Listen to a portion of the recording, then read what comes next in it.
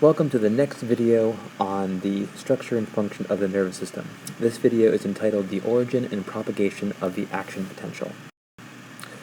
We've seen in previous videos, and from our experience in class, that a cell membrane, whether it's from the nervous system or any other part of an organism for that matter, has a membrane potential difference, an electrical potential difference across the membrane. What we haven't talked about yet is how we can change that cell's membrane potential. One of the easiest ways to do that is by injecting current into the cell, and by injecting current, changing the voltage across the membrane. Many of you may be familiar with the very simple equation V equals I times R, where V is the voltage, I is the current, and R is the resistance. Oftentimes the resistance will be a constant, as it will be in the case of the cell membrane. Thus, voltage is proportional to current. So, if I change the current, and in this case we're going to change the current by injecting current into the cell, there will be a corresponding change in voltage. Well, there's two different types of changes to membrane potential that I can initiate. I can either depolarize the cell membrane, or I can hyperpolarize the cell membrane. If I hyperpolarize the cell membrane, I'm making the cell's membrane potential more negative. This would be equivalent to introducing more negatively charged ions onto the inside of the cell, or causing positively charged ions to leave the cell. The opposite of a hyperpolarization is a depolarization.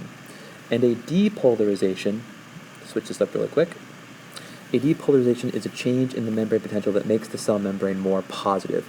This would be akin to introducing more positively charged ions on the inside of the cell or removing negatively charged ions. So down at the bottom of the screen, you're going to see a question that I want you to consider.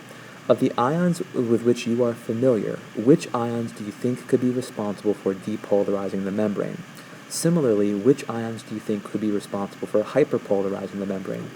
As you choose an ion, think about how that ion would have to move across the membrane to introduce the corresponding change in membrane potential that you predict is going to take place.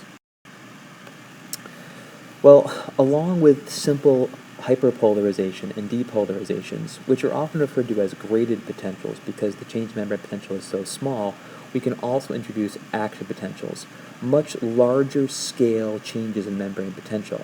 And these are the electrical signals that are going to be used to transmit electrical signals throughout the nervous system. So an action potential is different from a graded potential because the action potential will only be generated if a threshold stimulus is first reached within the cell. Typically that threshold stimulus is about 30 to 40 millivolts, and when the cell reaches that threshold potential, the action potential will be triggered. We often classify the action potential as an all or none depolarization. In other words, everything else, or every sub-threshold stimulus that does not introduce an action potential or does not initiate an action potential will simply be a graded potential. It could be a depolarization, it could be a hyperpolarization, but eventually that electrical signal will decay. Action potentials are different. Upon initiating an action potential, we're going to initiate a process by which there's a rapid depolarization followed by a rapid hyperpolarization. Eventually, that hyperpolarization will be altered or changed into a slow and steady depolarization that will bring the cell back to its resting membrane potential. What I want you to be aware of right now, though, is that an action potential is an all or none signal. If the threshold is reached, then the action potential is fired or initiated. So again, here's a summary of what an action potential would look like. Here's the depolarization phase. Here's the hyperpolarization phase. We'll talk about refractory periods on a future slide, but there's the resonance state that I referred to on the previous slide. Notice over here that these are failed initiations. These would be the sub-threshold stimuli that were not great enough in magnitude to reach threshold and fire that action potential. Eventually that voltage change will dissipate and the cell will come back to rest. If an action potential is an all or none response, then you might be asking, well then how does the nervous system encode information? Well, if a stimulus is above threshold, as it is here, then the magnitude of the stimulus will initiate action potentials in different frequencies. So This stimulus obviously is smaller than this stimulus, and the number of active potentials is proportional to that stimulus magnitude. The greater the stimulus magnitude, the greater the number of active potentials. Notice, though, that the magnitude of the action potential, the magnitude of that depolarization, is constant. This is one of the characteristics of this all or none response. Once it's triggered, it is initiated and reaches the maximum magnitude, if you will, all of the time. The magnitude of the active potential will not change. The frequency can change, and because the frequency can change, different types of information can be encoded within the nervous system. So then, how do we actually activate or initiate this action potential and ultimately propagate it along the length of a neuron? Well, there are 4 general stages that you need to be familiar with, and we're going to go through each stage in detail on the following slides. The first stage, as you can see down here, is the cell at rest. Notice that there are a couple of key features that I want you to be familiar with. First, there are both sodium channels and potassium channels that are located in the membrane. And I mentioned previously that sodium and potassium are very important in determining the cell's resting membrane potential. Well, in this case, sodium and potassium are still important, but unlike the channels that we saw earlier, those being the leak channels, these channels that you see in this figure are voltage-gated channels. In other words, they're only going to be open when the cell's membrane potential reaches a particular voltage.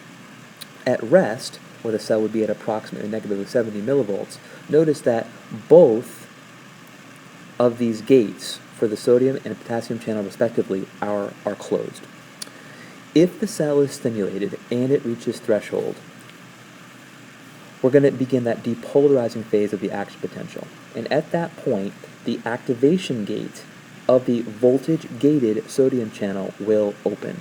At that point, sodium ion, which we know exists at a higher concentration outside the cell than inside the cell, can move down its concentration gradient and into the cell.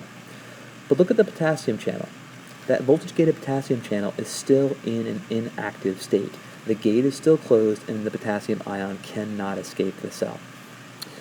But when you move to the repolarizing phase, notice what happens. This inactivation gate on the voltage-gated sodium channel is now closed. That's going to terminate the movement of sodium into the cell. But on the voltage-gated potassium channel, its activation gate is now open, allowing potassium ion to leave the cell. The movement of potassium out of the cell, the movement of positively charged ions out of the cell, will begin the hyperpolarization phase. This particular author refers to it as the repolarizing phase. It doesn't matter what word you use to describe the phenomenon. As these positively charged ions leave, the inside of the cell will become less positive or more negative, and the cell will move closer to its resting membrane potential. The last piece of the puzzle, as you can see down in figure 4, is that the inactivation gate is still closed, that eventually the activation gate for that voltage-gated sodium channel will also close. That will permanently prevent sodium channels from opening and sodium ion from entering the cell. But notice down here, the activation gate for the potassium voltage-gated channel hasn't closed yet, and consequently potassium ion is still able to leave the cell. The result of this is what you see over here in the figure called the undershoot. The undershoot refers to a membrane potential that is lower than a cell's resting membrane potential, and it's due to the fact that these potassium ions are leaving the cell more readily than other positively charged ions are entering the cell, and consequently the cell is going to be more hyperpolarized. Eventually we're going to reset this entire system, and that will allow the cell to fire another action potential, but before that, those potassium ions will be able to freely move out of the cell. The real reason why this difference exists between the voltage-gated sodium channel and the voltage-gated potassium channel is because this voltage-gated activation gate on the potassium channel closes more slowly than the inactivation gate or the activation gate of the sodium channel does. Thus, there's more time available for potassium ion to move across the membrane. So let's summarize what we just talked about. In this case, we can see that we have our voltage-gated sodium channel and a voltage-gated potassium channel. We can see that the purple ions are our sodiums, and the, orange ions are our potassium. And we know that, of course, because there are more orange on the inside of the cell, and there are more purple on the outside of the cell. So at rest, more sodium on the outside, more potassium on the inside. Notice the activation gate for the voltage-gated sodium channel is closed, as is the activation gate for the voltage-gated potassium channel. If I apply a stimulus, and that stimulus is greater than what is required to reach threshold, then that current, okay, remember we said that currents are in essence the source of that voltage change, may be large enough to open the voltage-gated sodium channel, specifically the activation gate of that voltage-gated sodium channel. That site of depolarization is highly localized, and specifically it's going to be located at the merge point, or the connection point between the cell body of a neuron and the axon of the neuron. That spot of the neuron is called the axon hillock. So if this is your cell body, let me switch to my drawing tool.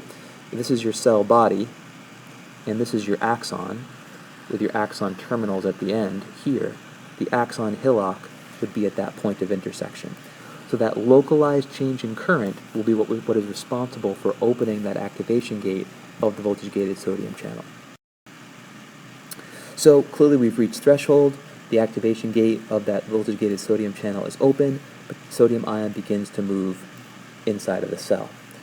Remember, the activation gate for the voltage-gated potassium channel is still closed at this point, and the result of this will be a rapid depolarization and a rapid increase in the cell's membrane potential. Of course, when I say increase, I'm referring to the fact that the cell is becoming more positive. Eventually, when the cell reaches its maximum magnitude, this would be the peak of the action potential, the inactivation gate of that voltage-gated sodium channel is going to close and the movement of sodium ion is going to cease. That membrane potential will allow the activation gate of the potassium channel to open, potassium ions will begin to move out of the cell, and the cell will begin its repolarization phase. So much potassium ion will leave the cell that the cell will actually dip below its typical resting membrane potential.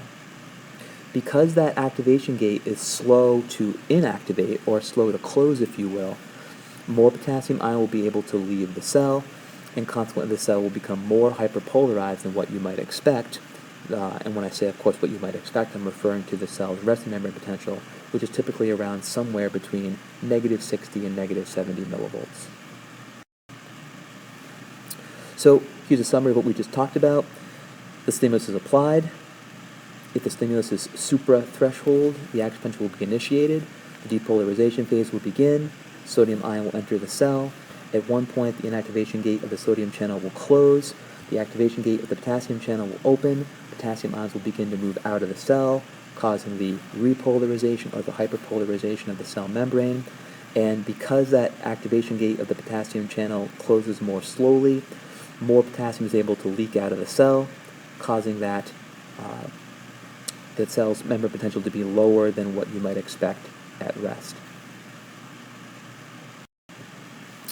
Now there are going to be periods along the way where if the cell were to receive a second stimulus, the cell is going to have to decide, and if you could see me I'd be putting decide in my famous air quotes, whether or not to fire another action potential. These periods that will ultimately determine whether a cell will be able to fire a second action potential are defined as refractory periods. And there's two types of refractory periods that I want you to be familiar with. There are absolute refractory periods and relative refractory periods. Let's start with the easier of the two, the absolute refractory period. During the absolute refractory period, which is really most of the depolarization and hyperpolarization phases, the cell will be unable to fire a second action potential. And this is due mostly to the fact that at this point the voltage-gated sodium channels are open, and because they're open and they have not yet had a chance to be reset, and when I say reset, I mean inactivated, the maximum amount of sodium ion is already able to move into the cell. There's no way to further stimulate that neuron, open additional voltage-gated sodium channels, and initiate a second action potential. So during the absolute period, the cell will not be able to fire an action potential no matter how strong the stimulus. During the relative refractory period, we're in a slightly different situation. By this point, those voltage-gated sodium channels at least partially have had an opportunity to reset. And because of that, if the stimulus is strong enough, we might be able to force those voltage-gated sodium channels to open again, and for this cell to fire another action potential. But it's all a question of timing. If you don't apply the stimulus at just the right time, that cell will be unlikely to fire an action potential. If you apply it at the right time, because you can open more of those voltage-gated sodium channels that have already had a chance to reset, there's a good chance that you'll be able to fire another action potential. So at this point, I'm going to stop this video and start a new video that you can watch that deals with the propagation of the action potential down the axon. Because at this point, all we've talked about is the initiation of that action potential. I don't want to make these videos too long, so we'll take a break. I'll make a new video, and I'll post that right below this video that I've just finished. As always, if you have any questions, please come and talk to me at your earliest convenience.